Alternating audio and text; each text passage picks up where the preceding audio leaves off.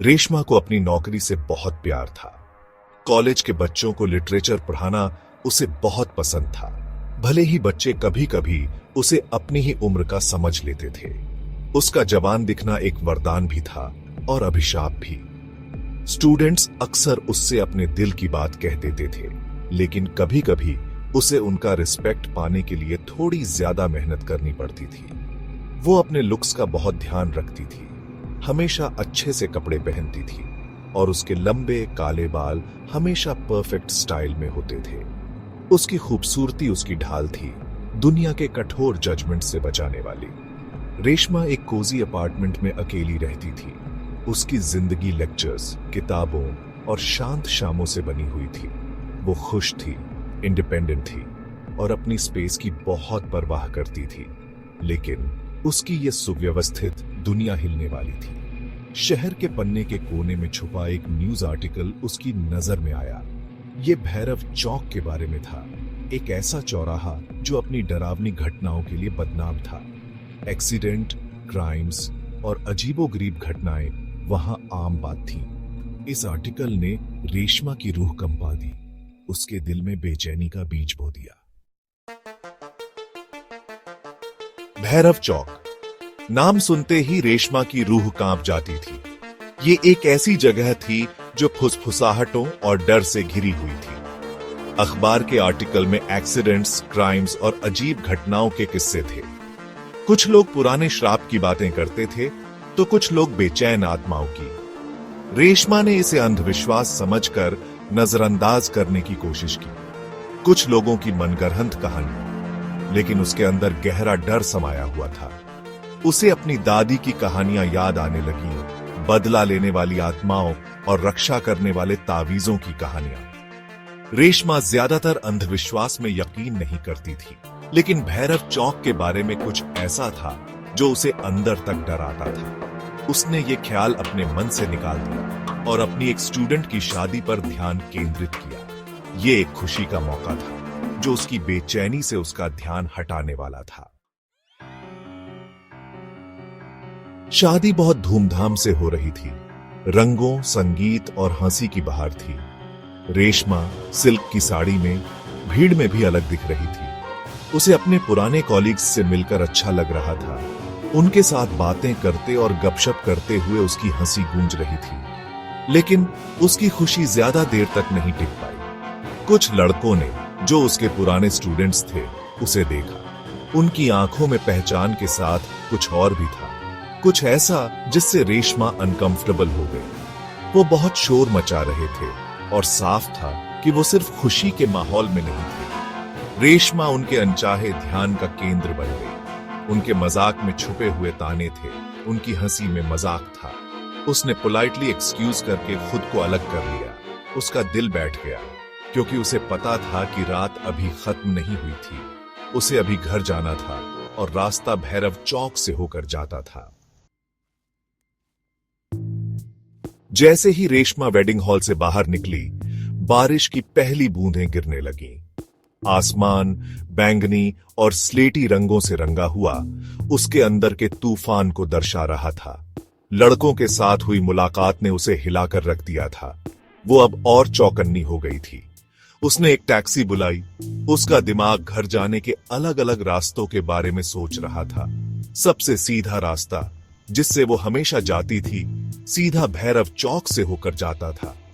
दूसरे रास्ते के बारे में सोचते ही उसकी रूह कांप गई। वो रास्ता लंबा था, घुमावदार था और शहर के कुछ खराब इलाकों से होकर जाता था, लेकिन इससे वो डरावने चौराहे से बच सकती थी। बारिश तेज हो गई, हर बूंद सड़क पर ढोल की तरह बज रही थी। रेशमा ने अपना फैसला कर लिया, वो लंबा रास्ता लेगी। वो बेचैनी की भावना उस डर को दूर नहीं कर पा रही थी जो भैरव चौक पर छुपे अनदेखे खतरों की बातें कर रहा था। टैक्सी शहर में रेंग रही थी। उसकी हेडलाइट्स पानी के बीच से रास्ता बना रही थीं। सड़कें ट्रैफिक से भरी थीं, धातु और धुएं का एक गुस्सैल जानवर। बारिश और तेज होने लगी। कार की छत पर बेरहमी से ढोल बजा रही थी। हर पल के साथ रेशमा की बेचैनी बढ़ती जा रही थी। लंबा रास्ता लेना एक गलती साबित हो रहा था। वो अकेली थी, शहर के उस हिस्से में जिसे वो मुश्किल से जानती थी, और भैरव चौक का साया उसके दिमाग पर मंडरा रहा था। उसने अपनी घड़ी देखी, उसका दिल बैठ गया। बहुत देर हो रही थी, जितना उसने सोचा था उससे कहीं ज्यादा। उसने अपनी बेवकूफी पर खुद को डांटा। उसे सीधा रास्ता लेना चाहिए था। भैरव चौक हो या न हो, वो अब तक घर पहुंच चुकी होती। अकेलेपन की एक लहर ने उसे घेर लिया। उसे अपने अपार्टमेंट की सुकून की याद आ रही थी, पुरानी किताबों और चमेली की अगरबत्ती की खुशबू की। वो बस सुरक्षित रहना चाहती थी, शाम की परेशान करने वाली घटनाओं को भूल जाना चाहती थी। टैक्सी अचानक रुक गई, रेशमा के ख्यालों को तोड़ते हुए। मैडम, रास्ता बंद है, ड्राइवर ने निराशा से कहा। रेशमा ने खिड़की से बाहर देखा, उसका दिल धड़कने लगा। वो भैरव चौक पर थे। चौराहा सुनसान था, आमतौर पर चहल पहल वाला चौराहा अजीब तरह से शांत था। बारिश रुक गई थी, लेकिन घना कोहरा छा गया था। सब कुछ एक सफेद घूंघट में छुपा हुआ था। स्ट्रीट लाइट्स टिमटिमा रही थी, लंबी टेढ़ी मेढ़ी परछाइयां बना रही थी, जो कोहरे से ढकी इमारतों पर डरावनी तरह से नाच रही थी। चौराहे के बीच में एक बरगद का पेड़ खड़ा था। उसकी टेढ़ी मेढ़ी शाखाएं कंकाल की उंगलियों की तरह फैली हुई थी। रेशमा के रोंगटे खड़े हो गए। ये परछाइयों और फुसफुसाहटों की जगह थी, एक ऐसी जगह जहां तर्क की कोई जगह नहीं थी। रेशमा के अंदर दहशत फैल गई। उसे निगलने की धमकी दे रही थी। वो चीखना चाहती थी, ड्राइवर को वापस मुड़ने के लिए मजबूर करना चाहती थी, इस शापित जगह से दूर ले जाने के लिए। लेकिन वो जानती थी कि ये बेकार है। रास्ता बंद था और कहीं जाने का रास्ता नहीं था। वो फंस गई थी। जैसे ही डर ने अपनी पकड़ मजबूत की, रेशमा को तावीज याद आया। ये चांदी का एक छोटा सा तावीज था, कमल के फूल के आकार का, जो उसे उसकी दादी ने दिया था, जिसे उसकी मां ने दिया था, और ऐसे ही पीढ़ी दर पीढ़ी चलता आया था। कहा जाता था कि ये बुरी नजर से बचाता है, पहनने वाले को नुकसान से बचाता है।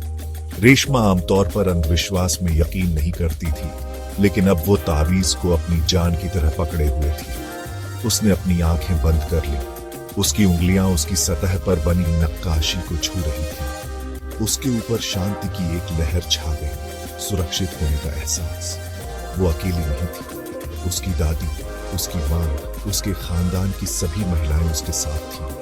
उनकी ताकत तावीज के जरिए उस तक पहुंच रही थी। गहरी सांस लेते हुए रेशमा ने ड्राइवर को भैरव चौक के किनारे वाली संकरी गलियों से जाने का निर्देश दिया। ड्राइवर शुरू में झिझकते हुए आखिरकार मान गया। गलियां अंधेरी, संकरी और कम रोशनी वाली थीं। कार ऊबड़ खाबड़ जमीन पर टकराती और हिलती हुई चल रही थी। कोहरा उससे चिपका हुआ था, जैसे कोई कफन।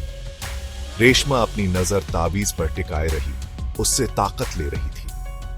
वो अपने दिल की धड़कन को महसूस कर सकती थी। उसकी सांस उसकी गले में अटक रही थी। हर परछाई, पत्तों की हर सरसराहट उसमें डर का झटका देती थी। समय रुक सा गया था। हर पल एक युग जैसा लग रहा था। वो बस घर पहुंचना चाहती थी, अपने अपार्टमेंट में सुरक्षित, जानी पहचानी और सुकून देने वाली चीजों से घिरी हुई। आखिरकार एक युग के बाद वो भूल भुलैया जैसी गलियों से बाहर निकल आए। भैरव चौक उनके पीछे था, कोहरे और अंधेरे में समा गया था। बाकी का सफर घर तक बिना किसी घटना के बीत गया।